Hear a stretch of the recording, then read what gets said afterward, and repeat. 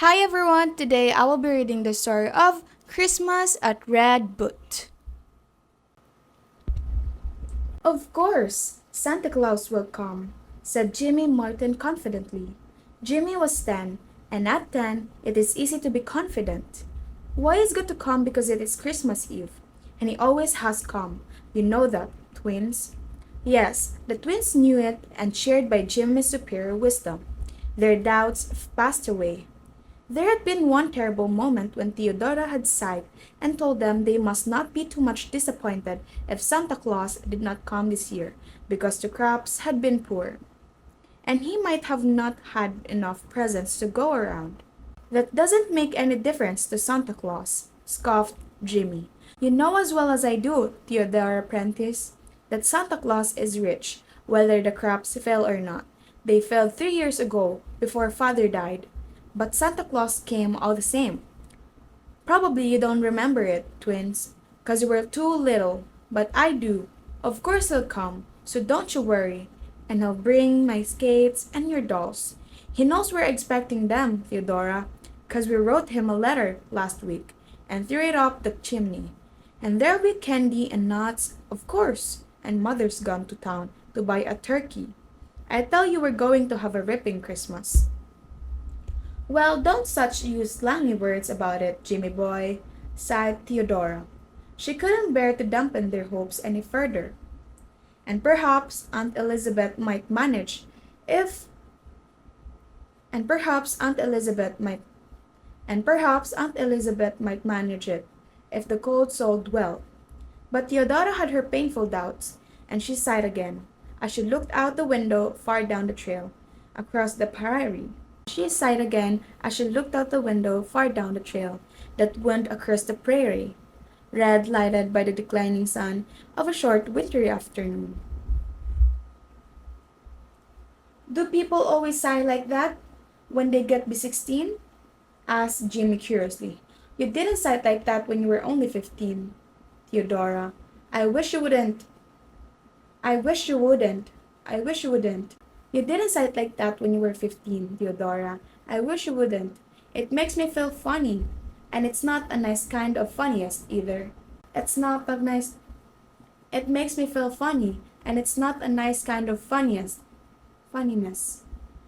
And it's not a nice kind of funniness either. It's a bad habit I've got into lately, said Theodora, trying to laugh. Old folks are dull sometimes, you know, Jimmy boy. 16 is awful old, isn't it? Said Jimmy reflectively.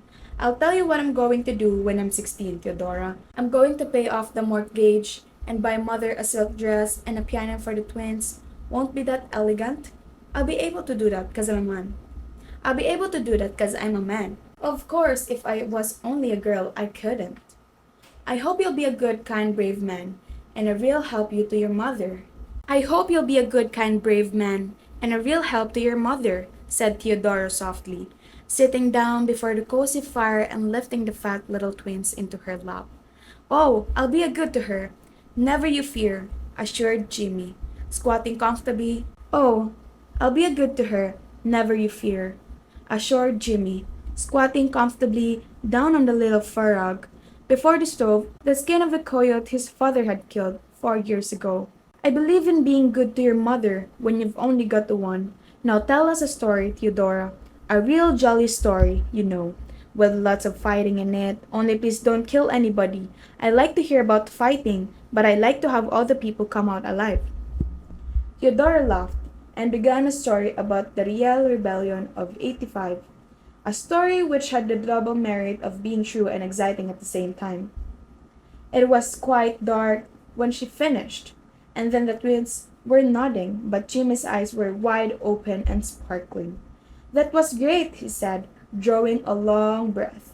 Tell us another. No, it's bedtime for you all, said Theodora firmly. One story at a time, it is my rule, you know, but I want to sit up till mother comes home, objected Jimmy.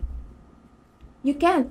She may be very late, for she would have for she would have to wait for she would have to wait to see Mr. Porter. Besides, you don't know what time Santa Claus might come. If he comes at all, If he were to drive along and see you children up instead of being sound asleep in the bed, he might go right on, never call at all. This argument was too much for Jimmy. All right, we'll go, but we have to hang up our stockings first. Twins, get yours.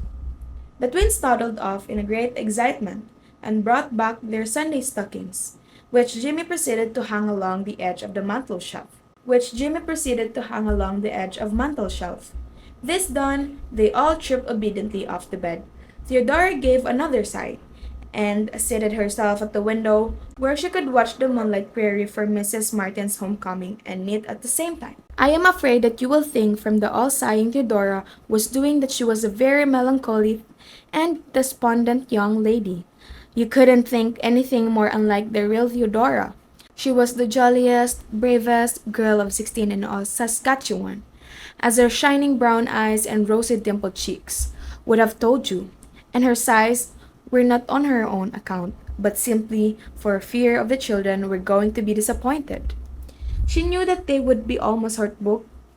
She knew that they would she knew that they would be almost heartbroken if Santa Claus did not come, and that this would hurt the patient, hard-working little mother more than else. 5 years before this, Theodora had come to live with Uncle George and Aunt Elizabeth in the little log house at Red Butte.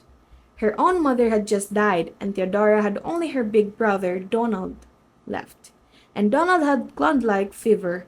The Martins were poor, but they had gladly made room for their little niece, and Theodora had lived there ever since, her aunt's right-hand girl and the beloved playmate of the children. They had been very happy until Uncle George's death 2 years before this Christmas Eve. Until Uncle George's death 2 years before this Christmas Eve. But since then, there had been hard times in the little lag. But since then there had been hard times in the little log house, and though Mrs. Martin and Theodora did their best, it was a woefully hard task to make both ends meet.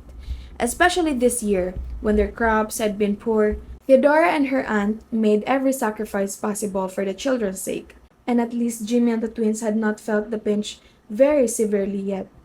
At 7, Mrs. Martin's bell jingled at the door, and Theodora flew out. Go right in and get warm, Auntie, she said briskly. I'll take Ned away and unharness him.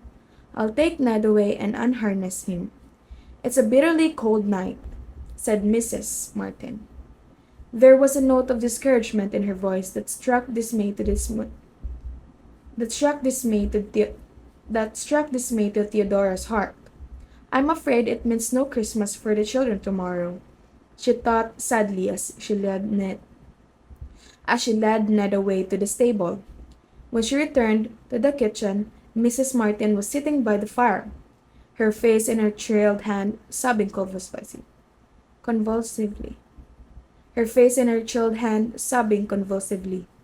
Auntie, oh Auntie, don't, explained Theodora impulsively. It was such a rare thing to see her pluckily, resolute little aunt in tears. You're cold and tired. I'll have a nice cup of tea for you in a trice.